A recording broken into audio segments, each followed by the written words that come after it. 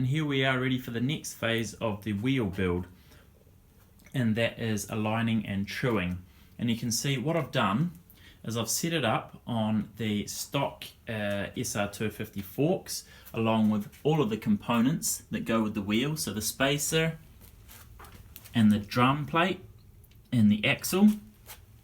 And I've got that all set up, and this is a really good way to be able to do it. So all you need to do is to prop up the bike, and you basically use the forks as your truing stand. Of course, if you have a truing stand and a dial gauge, that's even better, but I'm going to use sort of home hack tools for this one. And you can see if I spin the wheel already, you can see I have quite a long way to go to get this wheel true. And I'm going to set the camera up and show you the tricks that I use to get started with that process. Okay, for this basic method that I'm going to be using here, you'll absolutely need one of these tools here, and that is a spoke key tool. And the bit on the end here, it'll often come as a set with different size bits for different size spokes or nipples. And the bit for the JDIS kit that you're going to need is a 6.2. And then I'm also going to take a marker pen, and this is pretty much going to be my, my dial gauge. So instead of setting up a dial gauge here, magnetic dial gauge, and being able to check run out, I'm going to use my finger in a fixed position and put marks on the side of the rim where the rim is out to the left or to the right, and I'm going to adjust spokes accordingly in a pattern to pull that straight. And what we're going to be looking for is we're going to be looking for out of roundness up and down in these axes, and then also straight left and right.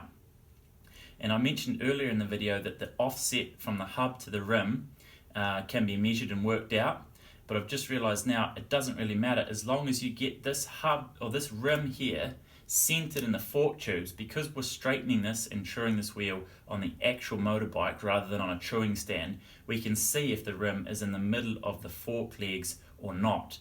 And if we have it in the middle, that's perfect. If it's slightly off, we can drag it over so that the center of the rim is in the center of the fork legs. So that's what I'm going to do now. So with my marker pen, I'm going to rest it on my finger on a fixed position on the fork leg.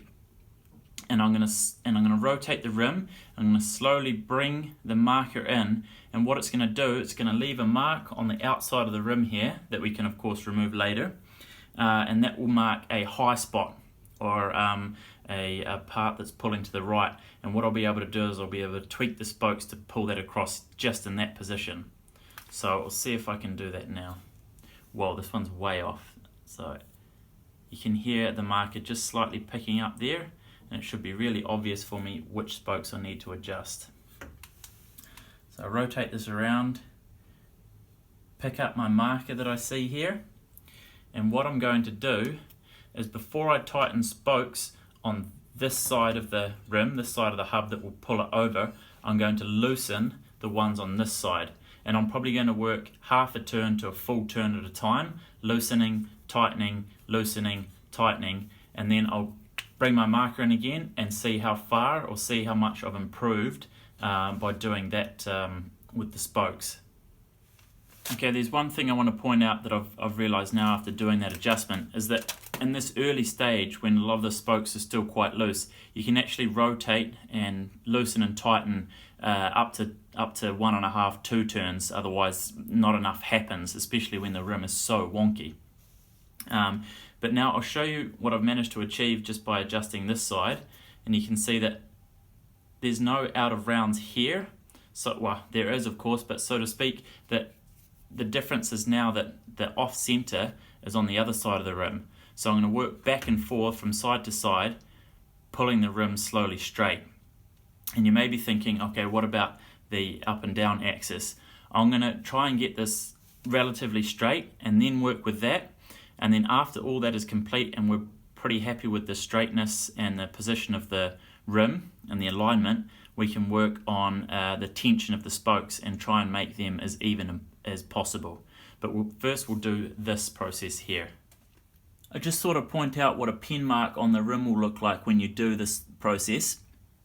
And you can see it fades in and then has a max point and then fades out again. And this is the area we'll be wanting to adjust the spokes in, because that highlights where it's out of round.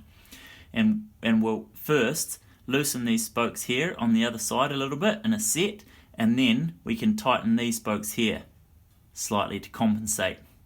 Or sorry, opposite in this case, because the mark is here. We'll loosen these ones here and then tighten the ones on the other side, and that's going to pull the rim over in this position here.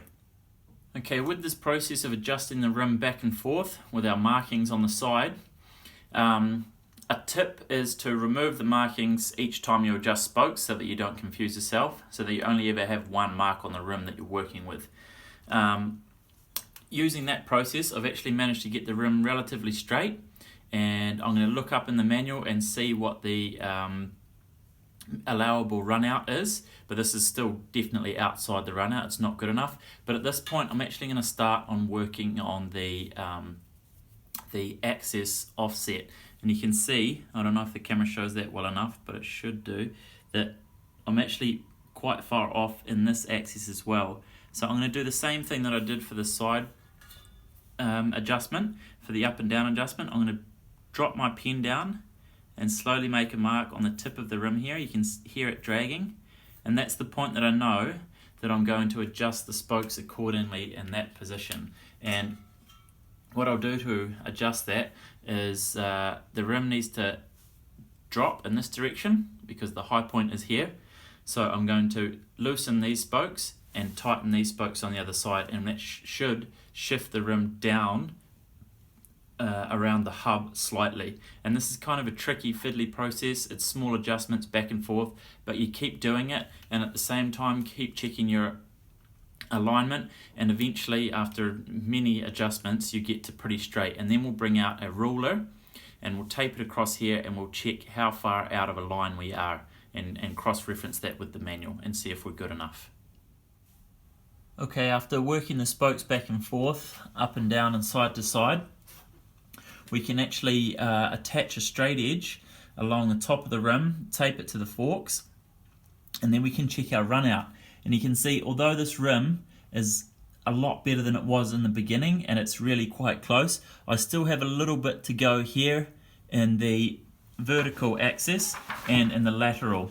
And according to the Yamaha manual here for the SR250, our rim run out limits are 2mm for the vertical, so that's up and down here. So I have a little bit to go there, and 2mm in the lateral. So I have a little bit more work to do there as well, but I'm pretty close. I guess another 15 to 20 minutes of working spokes side to side, adjusting, loosening and tightening in groups so that they work together. And then this rim will be ready to put a tyre on. Okay, I've tried my best to get this camera shot right so that you can see how true the rim is. And now, even though I will work on this a little bit more because I'd like to be much more accurate than the manual, but as I said earlier, the manual states 2mm for both vertical and horizontal run out. And just a quick and easy way to check that is most people will have two rulers. You tape a flat edge here and take a ruler or even vernier calipers and set it to 2mm, and then spin your rim.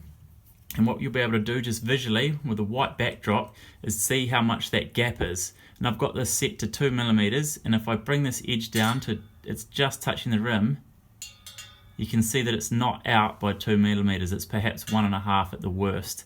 And then you can do the same thing from the edge as well. So you can pull that in so that it's touching on the edge here, and you can see that it's not even close to being out. I'll see if I can get a better shot here of that.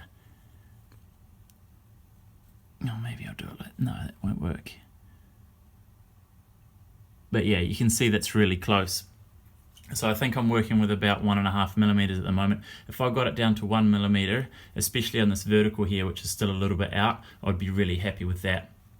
If you do want to, what you can do is take the rim in to a motorcycle repair shop, or someone that, like a professional wheel builder, or someone that has done this perhaps their whole life, and they could do the final tweaks on it for you, and perhaps even torque up your spokes so that they're all even, because otherwise what you'll be listening for is the same tune on each spoke, all the way around, and the tune or the note that they give off should match, because that will mean that they're at the same tension. That's it for this video. I hope it's been somewhat clear. It's been pretty hard to demonstrate the process, because it is quite tricky and it is quite long-winded. I mean, this whole thing has probably taken me 4 to 5 hours in a couple of nights. But if you do have any questions, just shout out and get in touch with us, and we'll see what we can do to help. This rim is ready for a tyre. Alright, cheers, see ya.